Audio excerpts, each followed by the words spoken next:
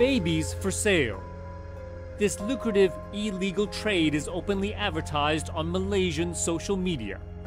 Potential buyers can pick from a catalog of pregnant women, customizing a child by gender, color, and race. It's driven by a web of agents, doctors, and corruption. I'm Steve Chow. On this episode of 101 East, we go undercover in Malaysia to expose its shadowy baby selling industry.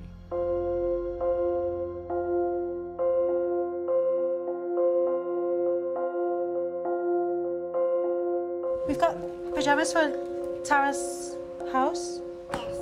And pajamas for Mama's house. Hartini Zainuddin adopted her daughter Zara when she was just 3 months old. But it wasn't a normal adoption. This is for your swimming. We forgot this. It's inside already. Adoption in Malaysia has a dark side, one that Hartini knows all too well. This one too?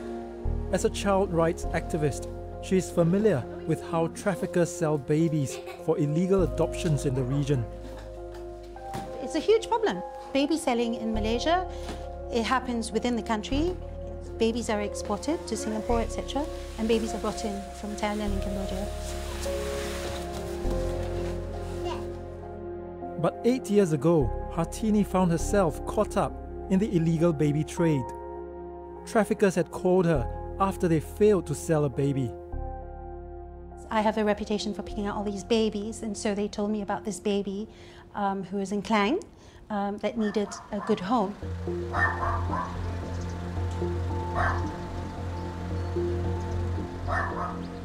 Hartini agreed to meet them, thinking she was just going to pick up another unwanted baby whom she would send to a shelter.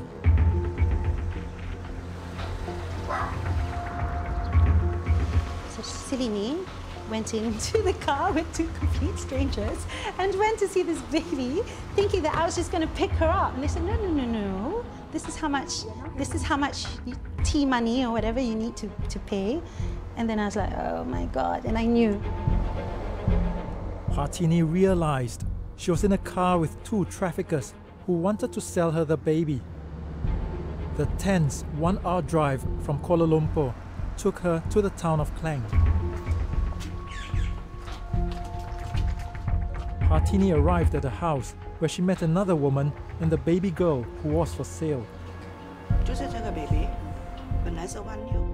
The woman said a Malaysian family had agreed to buy the child for $5,000, but changed their mind when they saw her.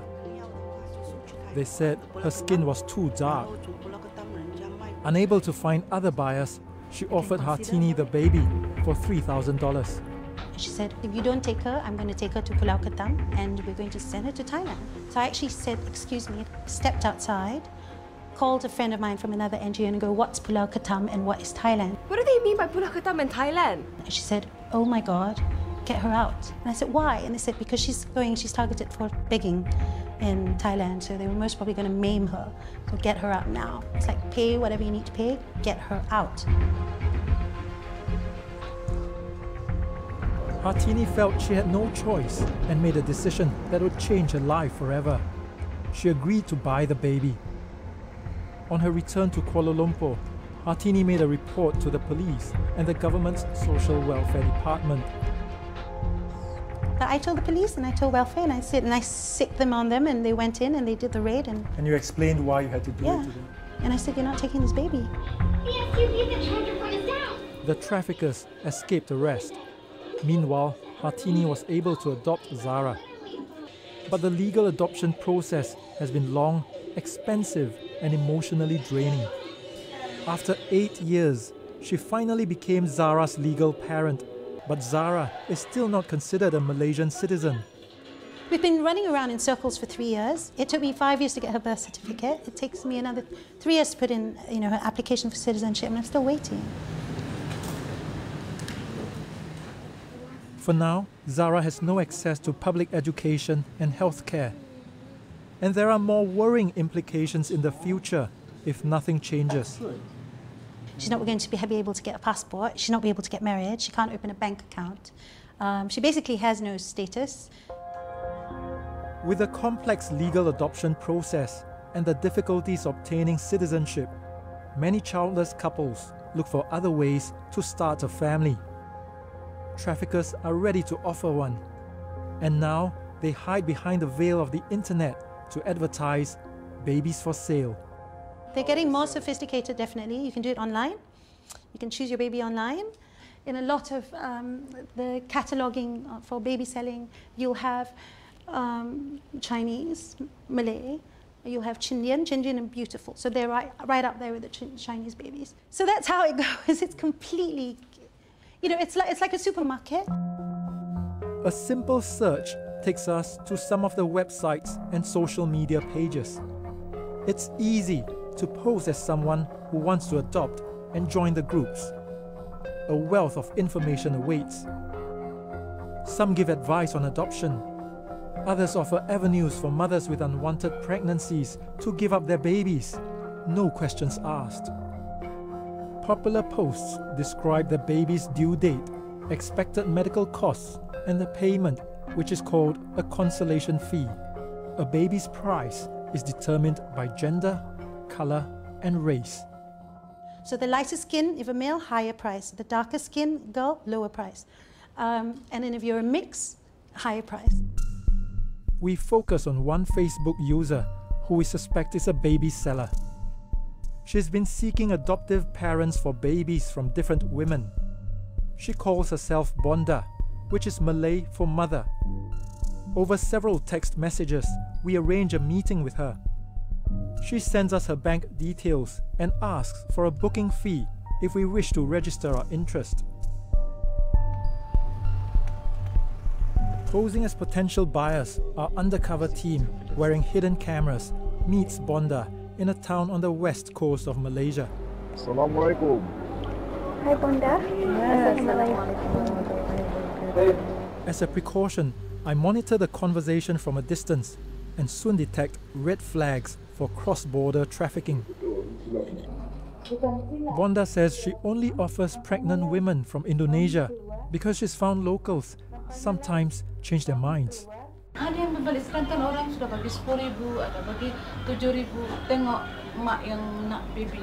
Itu sebab Bonda stop tahun ni, start daripada 2 bulan lepas, Bonda dah stop warga negara. Bonda tak mau ambil warga negara, cuma Bonda urus orang Indonesia sebab lebih beribu Bonda uruskan orang Indonesia. Tak ada yang masalah. Sudah diberi anak, dia enggak tahu, dia tak pernah tanya.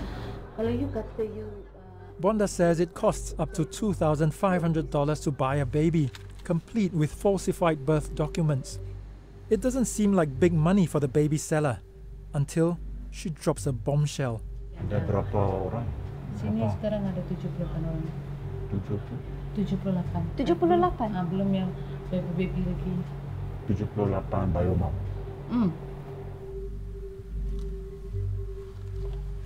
So she claims to be housing dozens of pregnant women in a few shelters. We're trying to find out exactly where, but she refuses to say anything. So let's see how much more we can push her. But Bonda doesn't buckle. Selalunya Bonda cakap lillahi ta'ala. Instead, she tries to seal the deal for a pregnant woman about to deliver with a lower fee of $1,500. Kalau mau, Bonda akan discuss dengan suami untuk bagi nama yang masuk terus. Sebab ni dah ada 7-8 orang minta. We ask for more time to consider our options.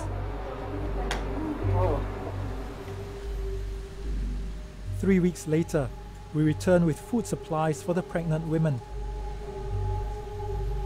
Bonda still refuses to let us visit the shelters, but she brings 4 pregnant women to meet us at her house. 2 of them look like teenagers. Bonda answers most of our questions for them. We also find out how she makes the illegal adoptions look legal with a payment to the police. Bonda pun akan buat surat perjanjian, you all pun kena buat juga. Jadi kita orang kata dari hati ke hati, kita tak nak ada penipuan. Surat perjanjian yang macam mana? Akan ada surat jaya sumpah, akan ada polis sign jadi saksi. Kena ada orang yang tolong. Dia mesti ada orang yang tolong lah. Mesti ada orang dalam polis. Mudah. Sign, please. Tu kena bayar dia orang. Bayarlah. Oh. A few days later, Bonda sends a photo catalogue of more pregnant women for us to pick from, with their names, jobs, and stages of pregnancy. She wants money to provide further information and to help the women, she says.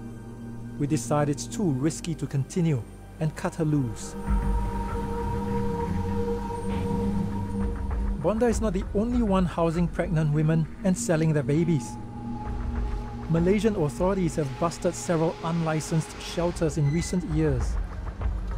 They provide refuge for women fearful of the stigma they face for getting pregnant out of wedlock.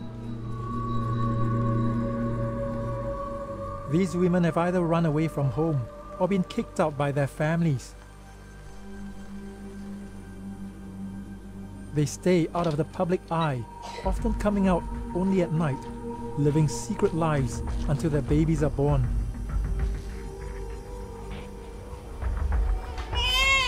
It's impossible to know how many babies end up being sold, but finding one to buy is as simple as scrolling through some adoption websites.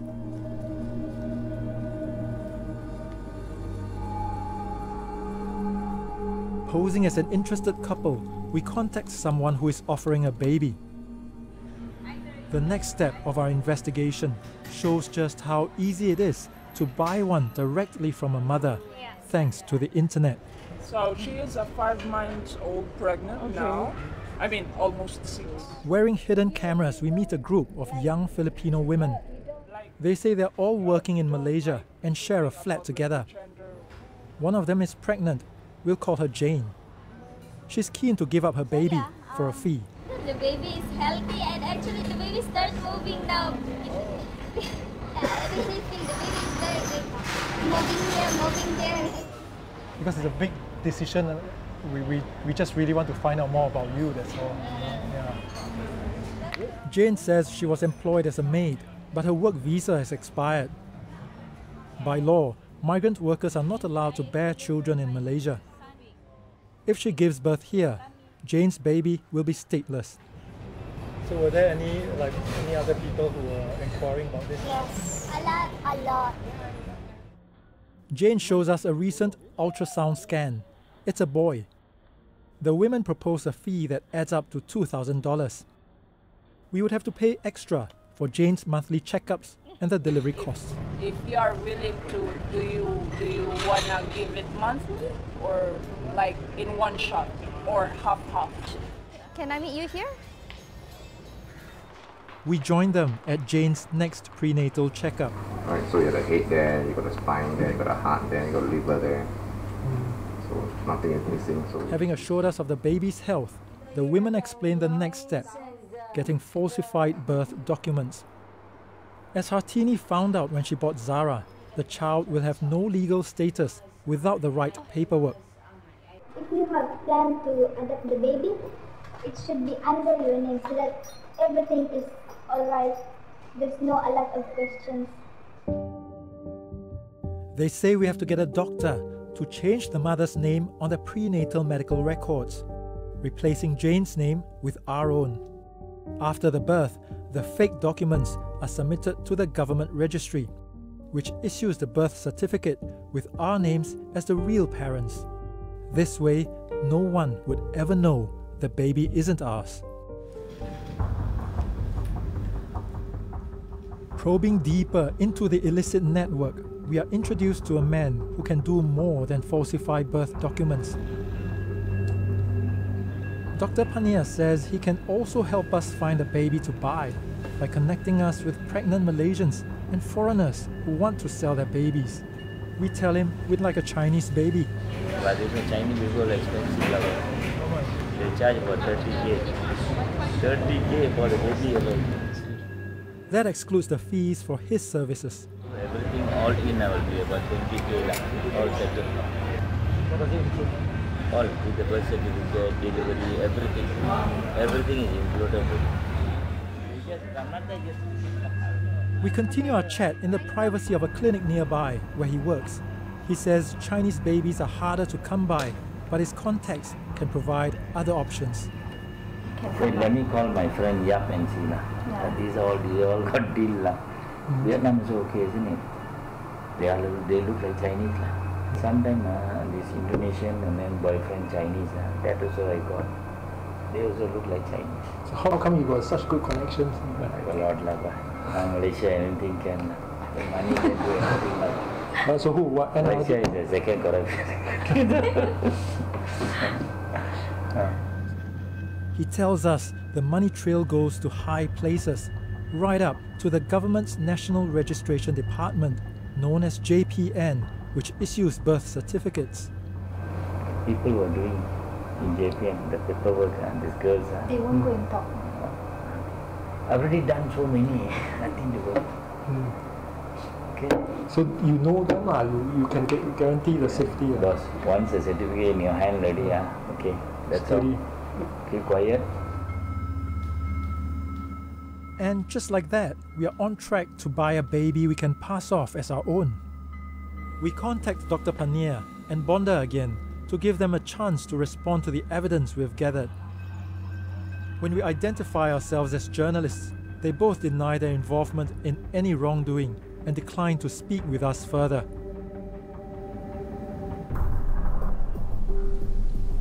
We uncover more links between the medical sector and the authorities when we investigate a medical chain, Gamma Medic.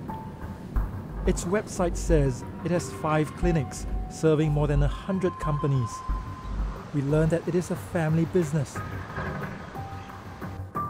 The group chairman has the honorific title of Datuk Sri, the highest recognition for those who have contributed to the state.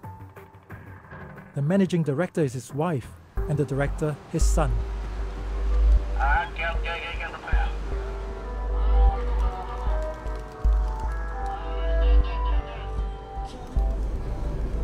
We send an undercover team posing as a couple who wants to buy a baby to one of their clinics run by his daughter-in-law, also a doctor.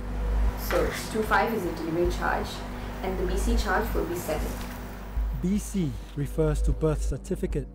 You don't have to be nervous because we do this on like a very regular basis. I think that's how the word of mouth spread that we actually do the BCs. Her husband, the director of the medical group, is also in the room. I'm the boss. They show us the papers to be submitted to the National Birth Registry, JPN. So this was actually one of the BCs which we have done before. We'll give you that, a copy of the injection card and the appointment card. Because these are the essential documents that we will give you to give to JPN. Yep.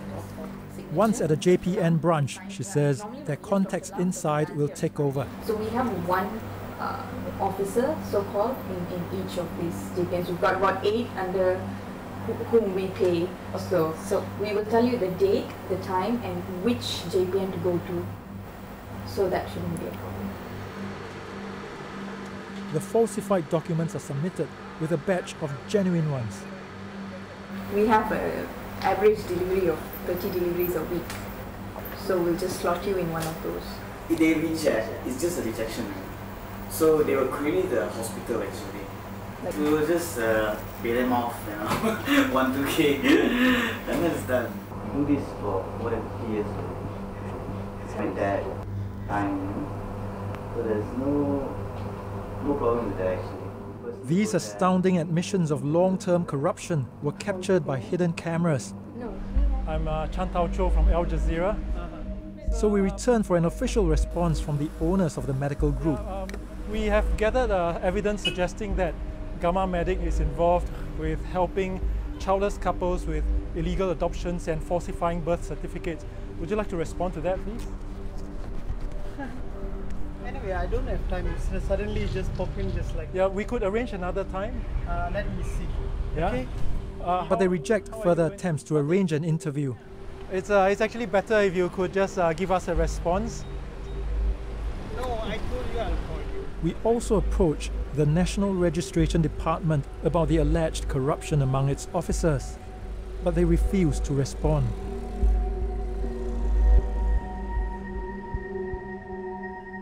You have to facilitate an easier Activists way say the lack of law enforcement has created an even more sinister side to the illicit trade.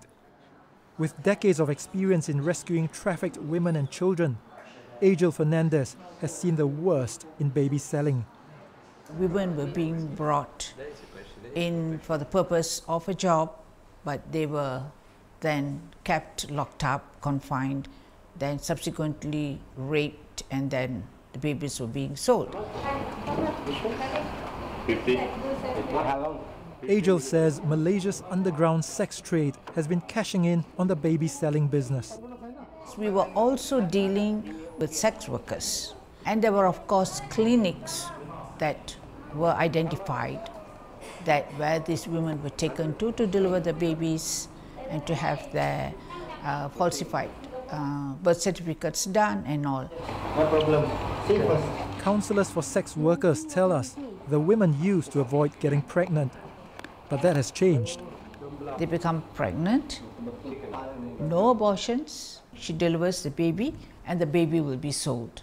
So now you have a trafficker who make triple the amount of money.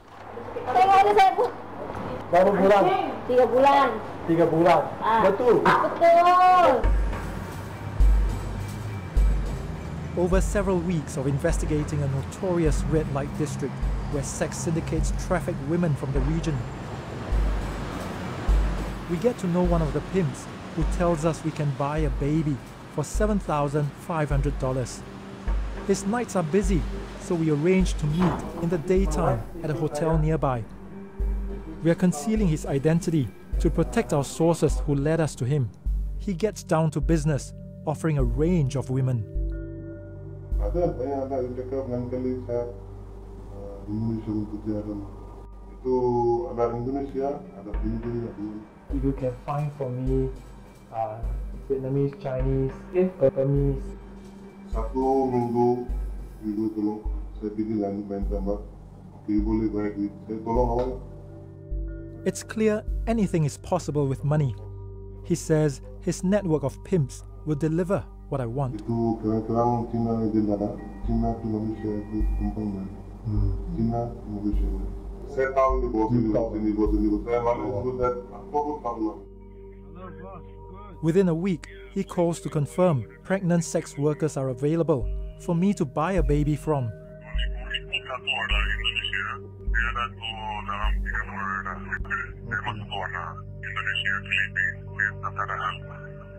Or I could even choose a sex worker to impregnate.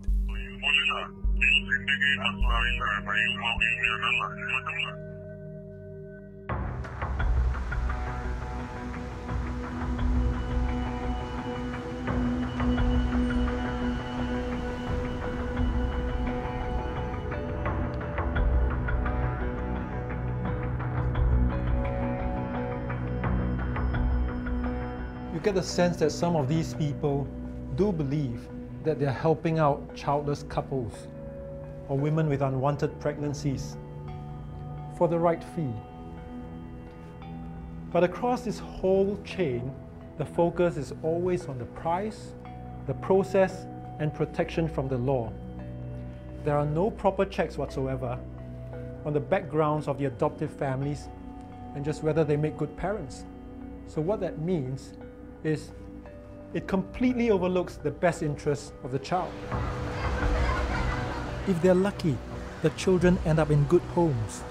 But those who don't may be groomed for pedophiles or exploited by begging syndicates. These babies are bought by syndicates.